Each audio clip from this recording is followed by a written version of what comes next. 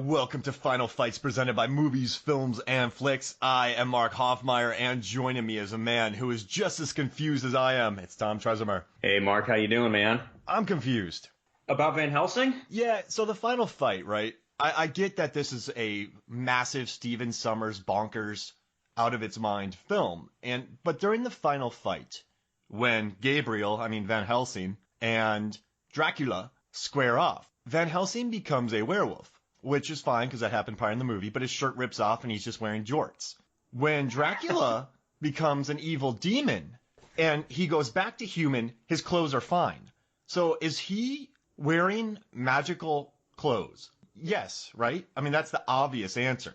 I don't know if it's like Harry Potter magical clothes, but I think in terms of Dracula, there is a magical element to it. It's like you think back even to like Bram Stoker's Dracula, where Gary Oldman is transforming back and forth, from crazy bat creature to, wolf. Mm-hmm. He has his clothes in between that. And I think a werewolf is more like Incredible Hulk, where he transforms and he's like molting all that skin off of him and the fur's growing. He's like transforming from the inside out. Where do the clothes go? Into shreds. And then they probably have like those little goblin creatures. Probably like sweep everything back up and recreate the clothes later. Wait, so that's amazing. So when they're fighting in the final fight that we're talking about, the final fight between Van Helsing and Dracula, as well as Alira and Anna and Frankenstein and Alira, he has the greatest throw of all time on a vampire. She flacks into the wall. It's glorious. But you can watch this fight on YouTube, by the way. Just type in final fight Van Helsing YouTube, and you can kind of know what we're talking about. So you're saying his minions, the ones that are in Frankenstein's lab or his science room, they sweep up his clothes during the fight, and then when he goes back to being a human again, during that fight, they just toss a little something at him and it forms? It could be. It could be that, or it's just like he's burning through so many clothes that...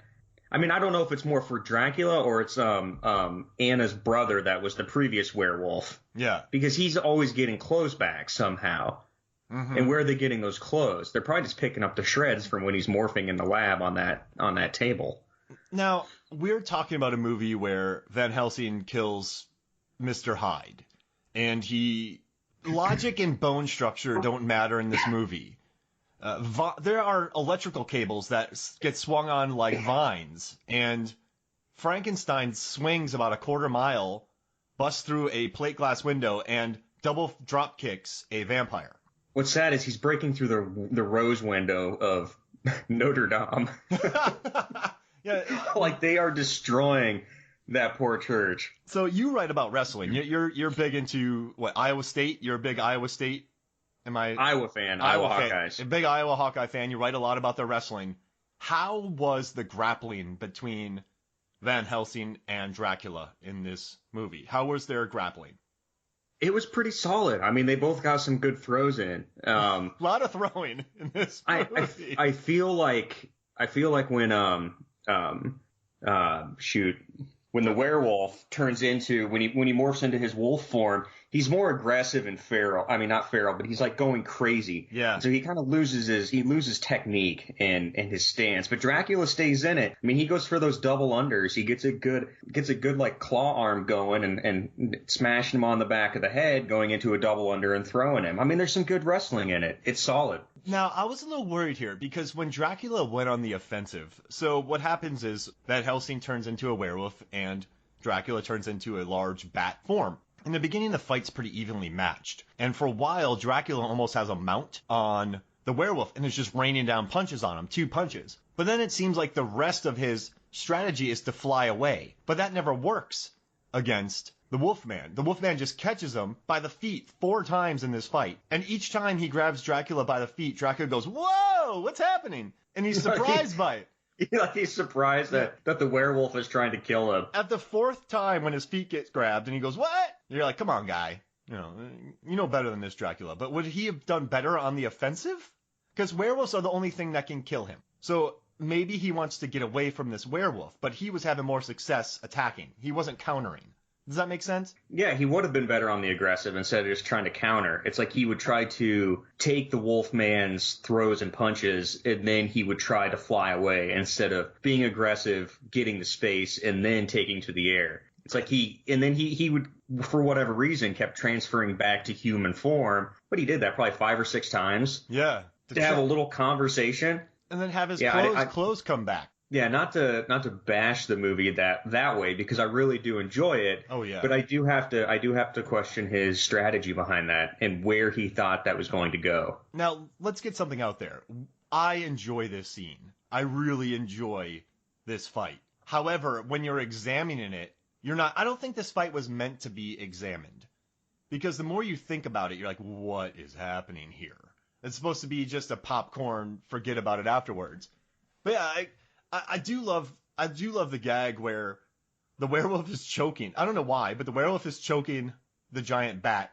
Van Helsing goes back to normal because the full moon gets covered up by clouds. Yes. Lets go of the hand, and Dracula is just sitting there grabbing the big bat is in the background, grabbing his throat, going, eh. Well, he was choked there for a good, I don't know, by a werewolf. 10 seconds. So he was trying to get his larynx and his esophagus back in line before he goes and gets his butt kicked more. So I guess we should do a quick who, what, where, when, why. So the who is Van Helsing and Dracula. It turns out that Van Helsing was once Gabriel, and he killed Dracula? The Archangel. Gabriel. Yep, the left hand of God. And he is the one who, you murdered me. That's what Dracula tells him. So this is their rematch. And they're fighting so that, and there's kind of a time crunch because Dracula's babies are being born because he shocked Frankenstein's monster, and that's bringing them back to life. And they're all in these like cocoon egg sacs. So they're coming back, and then we have the what. They're at just the fight where it's at Frankenstein's castle. I think it's actually at Count Dracula. Oh, Count Dracula. I think it's at Dracula's castle. Oh God, Dracula's castle, and that's where Frankenstein worked. Is that in the beginning? Yeah, that was at the very beginning, but I don't know if it's the same place. Oh, it's a different castle because it's so much bigger, and there's so many electrical cables to swing from. Yeah, you have to have more of those. George of the Jungle. There's a couple fights that we see in this. We see one between Frankenstein and Alira, where Alira's fighting Kate Beckinsale. Frankenstein comes in, and he grabs Alira by her feet, throws her 30 yards face first into a wall, and there's a splat sound. Is that your favorite thing that's happened ever this century in film? It's probably up there, because Frankenstein, part of this is just an underdog tale. Yeah. Like, Frankenstein is he's so misunderstood in this movie. He just wants to be left alone. Yeah, he just wants to be left alone. He's not a bad guy. There's no evil in him. He just wants to go about, doing his own thing and eating crazy animals in his cave. And he gets dragged out and he's tortured. So Frankenstein has Alira under control, and he tells Kate Beckinsale to go help Van Helsing. She gets on a rope, which is hung from I have no idea where. And she swings. She's going about 30, 40 miles an hour. And she needs to get this weapon, this spear, from David Wenham, who plays he's Carl. He's like a monk, I guess, kind of a really funny friar. She's going about 40 miles an hour on a cable. He throws this thing perfectly underhanded. It goes about 30 yards, and she snags it with one hand. Then the vampire Lyra catches up to her, smacks her against a wall. She's human, bear in mind. She hits a wall at about 40 miles an hour, kind of like brick, stone wall. And Alira's like, I'm gonna kill you. I'm gonna drink your blood. I'm gonna live forever.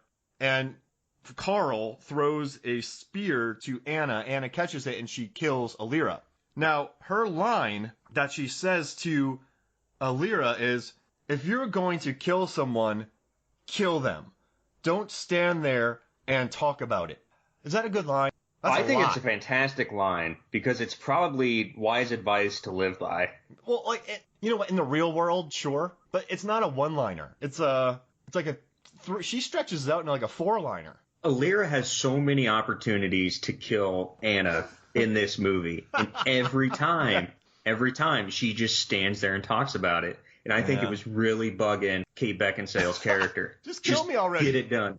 If you're going to do it, do it. Mount up and let's go. She doesn't like to waste time in this film, so she's probably really annoyed by one of Dracula's wives, right? Brides. I would be. It's just, you never hear two-liner one-liners. Does that make sense? It does make sense. Stick around. Let off some steam. I'll see you at the party, Richter. Like, that's about as long as they should get. But I think she does a better job with this line than in X-Men, the one about the toads. You know what happens to a toad when it gets hit by lightning? Same thing that happens to everything else when it gets hit by lightning. Yeah, that's kind of long. But it's a long, I don't know. So you don't mind the 2-sentence long one liner. I feel like it probably could have been something better, offer a little more punch to it, but I feel like Stephen Sommers was probably under a time crunch at that moment where he's like, you know what? Alyra just does talk. She talks way too much. She needs to be put in her place. Yeah. But I mean, and only a spear is going to do that. I feel like Kate Beckinsale, if you go through the history of supporting characters in films, she runs more and covers more ground than any other supporting characters in not in spaceships or in cars. She's always running in this film. She has a fantastic run, too. I was thinking about that last night when I rewatched this. She has a great action run. Oh, yeah. I mean, Kate Beckinsale's an action star. I love her. I love all the Underworld movies. It's just there's that scene where the vampires or Dracula's brides attack the village, and there's just a scene in the background where she runs about 40 yards. Right? I'm not like she's just running around and she's just running. She's running from something, even though the brides aren't in that area at the moment. She's running. She just zips by. Do you think Stephen Sommers just fell in love with her run and he just said run? I'd like to think at that moment he needed a cross. He needed some sort of background cross. And so they've got Kate Beckinsale there in her cast chair, and he's like, hey, you're kind of off in this area, but I think we could just have you run through and add some movement to the scene. Do you think that had to have been a Stephen Sommers? That couldn't have been an overzealous first AD or second, right? No, that was Stephen Sommers. I mean, he's the one who put in the little he put in the little goblin on the little hand crank bicycle that goes through every single shot at the castle. Yeah, when they're working on getting Frankenstein up and getting him hit by lightning, there is so much movement in that laboratory. I mean, there are crosses on top of crosses, and then there's a cross below a cross that's on top of a cross. So I guess when we're saying when we say background crosses, it's where when you're watching a movie. So if Tom and I are fist fighting inside of a coffee shop, and people fist fight in this coffee shop every day, and so the coffee shop painters aren't worried about it, in the background you're going to see an extra walking from one side of the frame to the other, and that's just the cross. And I'm sorry if you knew that already, but she does the most random running cross I've ever seen in my life. This is kind of funny. Since we rewatched it last night, she's kind of introduced right there, hunting a wolf man, and then she meets Van Helsing right there when the brides show up, and then she's immediately running. And my wife just looked at me and she goes, "There's no way she can do this." And I go, "Well, why?" She goes, "You can't run like that in a corset. It's just impossible." But I think if you're being chased by vampires, you could do just about anything. Sci-Fi Wire wrote a piece. The author, she was funny. So she said that she gets put into a corset, and then she's like, "I don't want this corset." Then she gets put in her battle corset. Like, her ribs would be dust. Shows Kate Beckinsale, though. She's tough. She's awesome. I love Kate Beckinsale. You and I could not do that, Tom. Not even close. You and I would be miserable complaining all the time. She just nails it. My gut right now couldn't fit into any corset.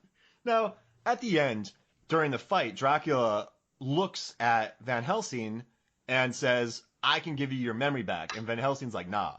Wouldn't you want your memory back? Nah. Oh, okay. Fair enough.